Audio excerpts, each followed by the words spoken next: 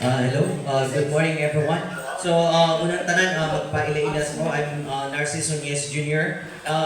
Akong masulti ani no, kung wa na hibalo, so I am a college graduate. Then, bisag college graduate ko, may appeal ko sa TESDA. So, to tell you promptly and honestly, as an experienced college graduate and comparing as TESDA, no, di yun nato ikanaog or kanang babao ng atong pagtanaw as TESDA training. To be honest with you, I'm studying for 3 years of 1 year na seagoing service, no? So, kaning King Leon, daghan ka unang sa tanan, pangayo kog salamat sa TESDA training course o sa King Leon na mo aming facilitate. No? To tell you honestly, sa akong experience sa pagkaklase, eskwela ko o usa ka semester, pero lisod kaayo isulod ang kanang mga activities sa school. Nga naman, because of the daily good teaching ang ubang teacher. But imagine, I have only just for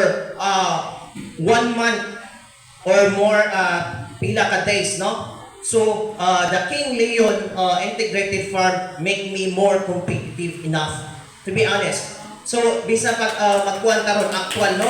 So, ako kung naobserbaran ang cooperation o sa staff, no, maayo kaayo mo tudlo, pasensyoso, i-guide gyud ka, no, himuon gyud ka nila og competitive enough sa skills, no. So naara na nato kung gusto gyud ta makat-on. So useless po ang ilang kanang ilang hard working o good teaching kung sa ato pa lang nag-start out wa putay gihatag nga pagtugi o kanang voluntary nga kuan. So daghan kayo.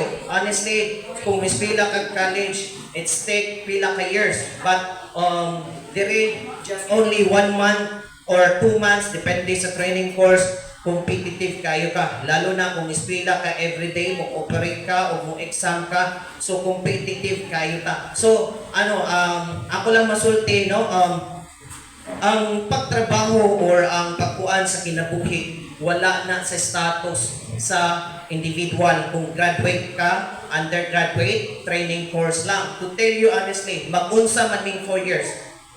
Kung kuan, obserbaran na to, ano? I have many friends in TESDA. Mao nga kayat jud ko kay interesado ko mahibaw-an jud nga sa akong kanang college degree unsay naa sa college industry o sa training industry lang sa TESDA. So dili nato ismulon ang atong tagsa-tagsa, no, kay ngano bisa pag training TESDA mo na dili nato nang bisag kuan. So we must be proud nga TESDA training course graduate ta or nahuman na ta kay ngano, no, daghan kayong uban din na ay title engineer or kuan pero pa kuan na wala di ka mao. Pero ako, proud yun ko, no?